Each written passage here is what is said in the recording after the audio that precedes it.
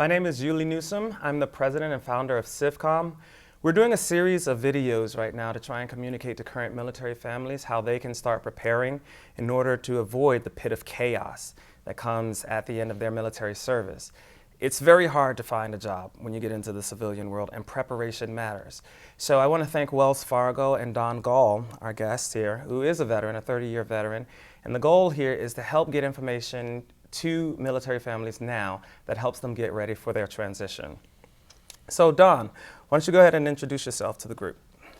Thanks, Yuli. Yeah, my name is Don Gall. I'm a retired Cheif Master Sergeant from the Air Force. I spent 30 years on active duty, retired about 14 years ago now. And I'm here to tell you the transition to civilian life is difficult, especially after a long career. Yeah. So people can identify with you, like tell them what you did actually in the military, like your military career. All right, I started out as an aircraft avionics technician. Avionics is short for aviation electronics. I was an instrument technician, trained to fix engine instruments, flight instruments, all of that on various aircraft in the Air Force inventory. And I stayed in aircraft maintenance throughout my career, going from a technician as I progressed through the ranks, to aircraft maintenance management. I ran quality assurance for a while, maintenance operations center out here at Travis, and that's really where I ended my career. Where were the places you were stationed? Well, my first duty assignment after tech school was Minot Air Force Base, North Dakota. And then after that, I went over to a short tour in Incirlik Air Base in Turkey, followed on to bombers and tankers at Fairchild Air Force Base in Washington. After that, I went and I was a member of the U.S. Air Force Thunderbirds at Nellis. And after I left the Thunderbird team, I stayed at Nellis for a couple of more years, working in the component repair squadron. And then from there, I went over to special operations in the United Kingdom, first at RAF Woodbridge and then RAF Elkinbury. And then from there, over here to Travis Air Force Base in Airlift. What made you decide to get out of the military when you eventually decided to? Actually, I think a better question, given that you retired, at each time you decided to stay in, why did you decide to stay in the military? I absolutely loved the Air Force. It fit me, I guess you could say. I'm a Nebraska farm kid, and the chance to travel in the military, see a lot of places, it was very enticing to me. I really enjoyed it, and I feel kind of lucky. Some people sort of get trapped on an airframe. I changed aircraft every station I changed. And so I had a great variety of work. Mm-hmm. Fighters, bombers, tankers, special operations, helicopters, airlift, you name it. And so the Air Force was just really a good fit for me. Mm-hmm. After my first tour, my first term, I decided to stay, and after that I never looked back. At 20 years I wasn't ready to retire, so I kept going. And at 30, unless you request a special dispensation or an extension, mm-hmm. at 30 years you're required mm-hmm. to separate. So that's why I got out. Yeah. Or I'd probably still be there. One of the things I love about military service is I'm from Harlem, like born and raised in Harlem, and it's only in the military that a Harlem City kid and a Nebraska farm boy, can start working together and establish strong relationships. Like I personally just naturally identify with you because it's like all the things that you've done. It's like, I know some of those places. I know people that have been at those places, and there's just like a strong bond that I think makes sense. So I just wanted to mention that. I really like the culture that we have in the military. Yeah, you can't beat it. It's diverse. It's accepting. It is all of that. Mm-hmm. So let's talk then about your transition. Your decision to get out. You knew you wanted to get out. Walk us through, what got you to where you are today. Well, I did go through the transition assistance program offered at Travis, probably about 6 months before I retired. Okay.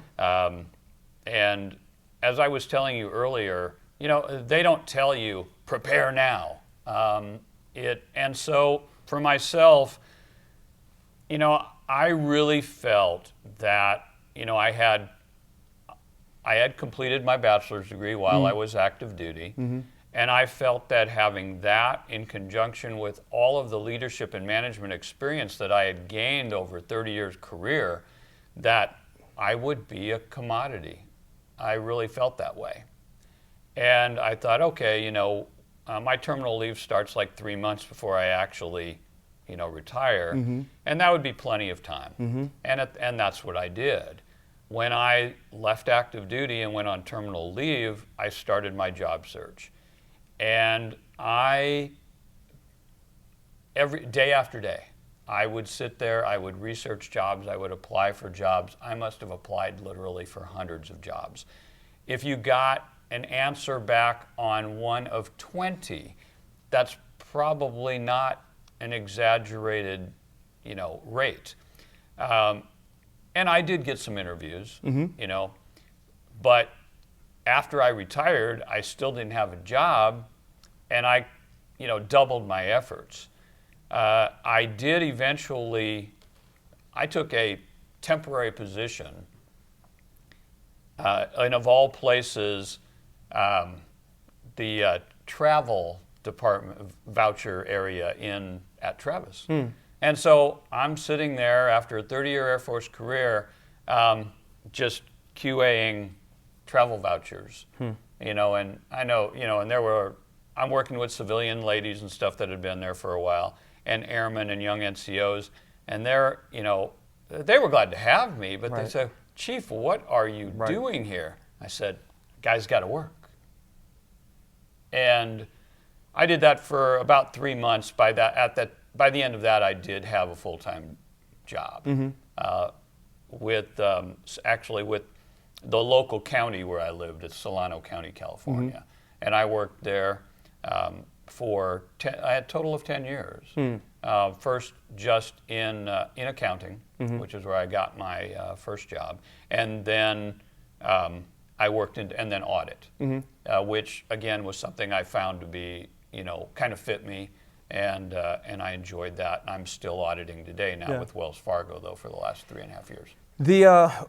When you first got out and you started applying for jobs, is it safe to assume that you just sent out your resume, presumably one that TAP helped you create, but you just sent that to a bunch of websites and at best would get one response out of 20?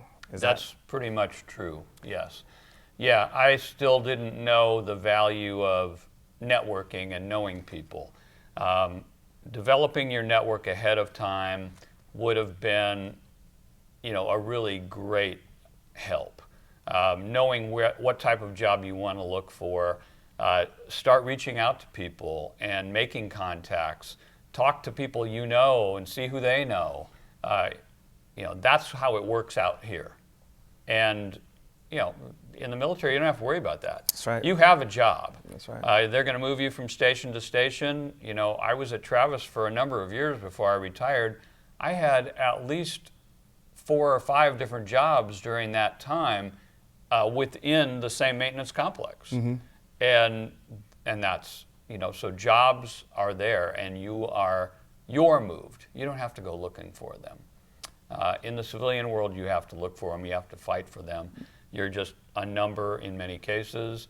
I have found out over the years that, when you're filling out an application, you have to know what the keywords are that they're looking for and make sure that those are included in your resume or your cover letter, or it never gets past the first desk. Correct. And so that's very important. Yep. And service is hard, right? People are working, they're busy, they got a lot of stuff to do, and there'll be that mentality of, oh, I can push it off. But you're literally only buying yourself more pain later on, the later you wait, because you are competing in a civilian job market with civilians that have been in the market their entire life. Yeah. right? And we have been in, in the military where you had a chain of command that would, look out for you in your professional development. As you said, they would move you around where they needed you. The needs of the military mattered. Your needs came second. But you get out into the civilian world, it's completely the reverse, right? Like they want to verify that your interests are being taken care of. That's why you are applying to a particular job, not because you need money. Everybody needs money. But you've chosen this place over another place because we're doing something that actually motivates you, which then leads to having better retention performance and all these other sorts of things. So what advice would you give to the folks that are saying, hey, I'm busy, I just don't have time to think about my future? Everybody's busy. Yeah. I used that excuse for a number of years for not completing my bachelor's degree. I'm busy. I'm in aircraft maintenance. I'm Trump on a flight line. I'm busy. And I'd worked a lot of night shift and, wait, push it off. And that same thing, and finally I just buckled down and did it. And that same thing, I think, it works in this case. You do have to prepare. I'm not going to say you start preparing from day one. Right. But when you make the decision, whether it's early in your career or when you see retirement sneaking up on you, a year for sure is not too soon. Right. And that, all of us that are getting older know that the years keep getting shorter, and that so a year is not too long. I would say you maybe need to do it longer than that. But I suppose a lot of people don't make a decision too much longer than that. Yep. But once you do, start. Yeah. Start. Start reaching out. Start integrating. Start looking where you may want to go, and see what sort of opportunities there may be there. Is there some skill you need to go get, maybe a certification or something, prior to getting out? And so that would be the advice. Prepare and start early. Yeah. Well, what we're doing at CIVCOM is we're getting them the information they need to make an intelligent decision about when they want to get out. So I know on submarines, you had a plan. You had a plan for a plan for a plan, right? And you needed reliable information in order to make those plans. What we're doing is trying to make it really easy for them to get the information they need. Transitioning into a civilian career that's aligned with the career you had in the military is much easier than doing something completely different from what you did in the military. It's not undoable, it's just more difficult because you don't have the experience, you don't have the network, you don't know how the industry operates, the jargon, how to translate things. So what we try and help military families do is get in touch with people that are doing the jobs they want to do in order to figure out that plan. And then they can pull the trigger whenever they decide. If it may be the case that, wow, I need to do another tour in order to continue doing my, bachelor's degree so that I'm set up for the civilian hiring standard for whatever career it is we want to do. So, of course, I have to do a plug, for this interview, which is go to the website. It's really simple. Don't wait until you think it's a good time because you might have waited too long. If you do it too early, you can just wait. There is no downside. It's not a stressful transition. But if you wait until it's too late, now you're juggling entirely too much, and it winds up being much more stressful than it has to be. Yeah, well, and in all honesty, I didn't help myself out that way either because my bachelor's degree is in accounting. Couldn't be too much further from aircraft maintenance. I do know friends of mine that, they went to work, for instance, in aircraft maintenance, they went to work for Pratt & Whitney Yep. or Boeing Yep. or something like that. Well, these are major Defense Department contractors. They know how it works. And they do see the value in the military career. And I'm sure transition for those friends of mine was much easier than it was for me. And so they, hey, they did better than I did, and in some ways. So I'm not knocking that at all, and that's definitely a route that if you're interested in, that you definitely should look into. There are a lot of ex-military in those communities, in those industries, and they are there. I don't know any of them that wouldn't help you out. Right. Yeah, absolutely. I mean, like for me, my first job in the military was a medic, you know, and then I was on submarines. I didn't want to do either of those after I got out, and that's okay, you know. But now I got the work of figuring out what it is I want to do, meeting people that do that so that they can help me translate what I've done, the relevant bits, to a sort of selling myself, self-promotion, so that I can get those opportunities. Is a business school required? Is it not? What sort of internship should I be looking forward to? How do I build this network, both in organizations and outside of the organization that I'm interested in hiring? Like, how do I network? You know, if I email someone and they don't email me back in 2 days, what do I do? You know, like, there are all these things that you want to have friends that say, hey, I've been where you are.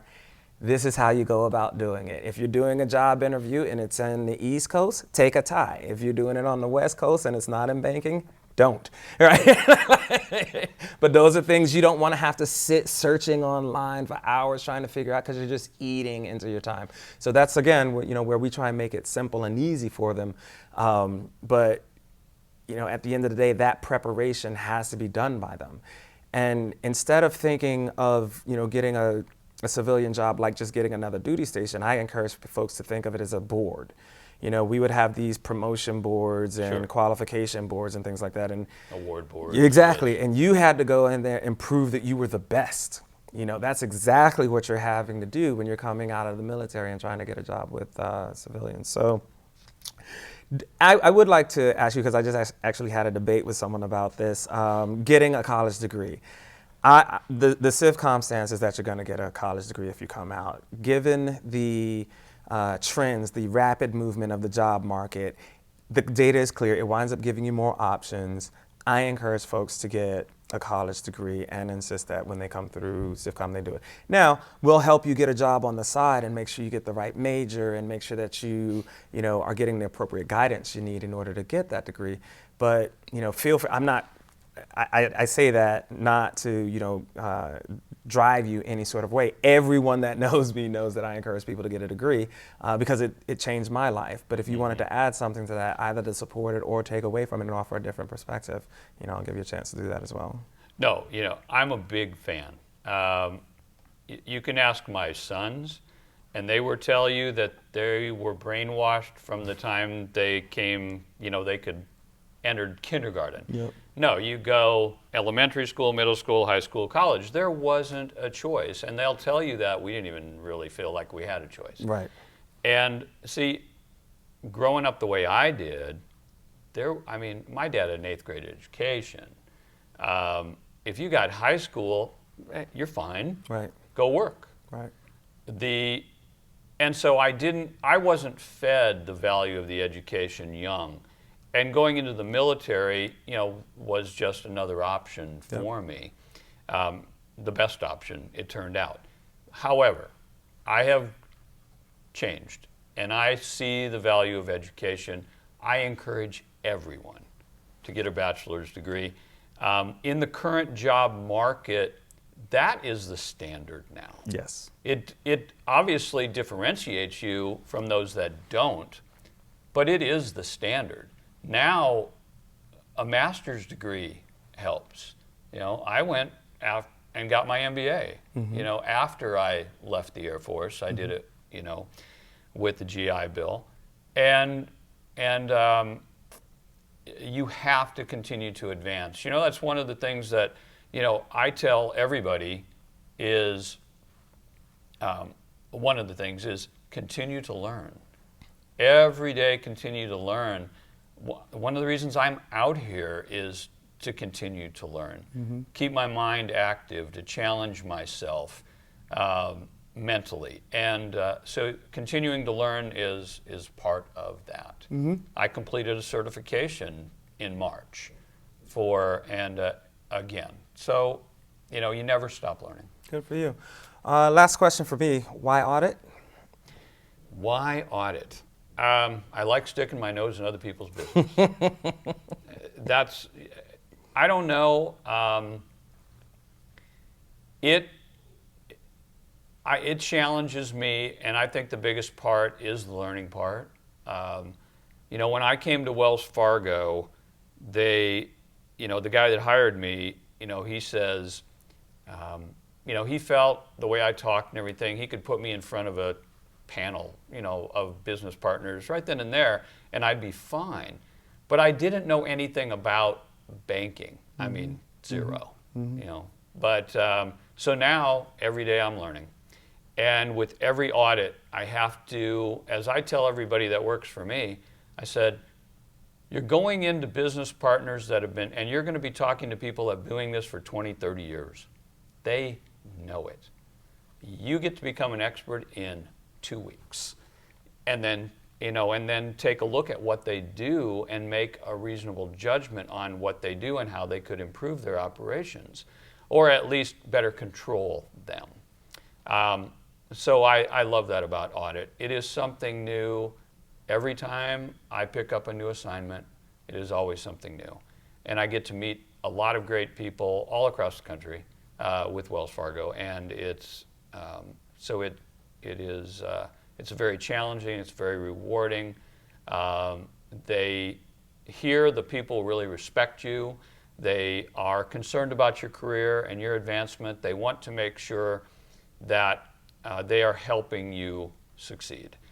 And that's the way I felt about the Air Force. I always felt like the Air Force was concerned about my advancement and helped me to get there. And that's the way I feel here in audit. I'm sure you squared away a bunch of junior officers like myself, which is why I brought you on here, because I know no one's going to listen to me. So I brought in, senior enlisted leadership so that we could get the message out there and let them know, look, even when we're out here, we're still learning from you guys. So thank you so much for... That was always kind of a fun part, honestly. Getting the young lieutenants, and there were both kinds, there were some that came in thinking they knew it all, and they eventually learned they didn't. And others that were just sponges, and just listened to everything and learned. It was all a lot of fun. Well, I've been around a while. Pretty much everybody I work with is younger than me. My boss is, I think he once told me he was born while I was in basic training. So he's 18 years younger than me. Yeah. But he's a great guy, and age doesn't have to be an issue, not in either direction.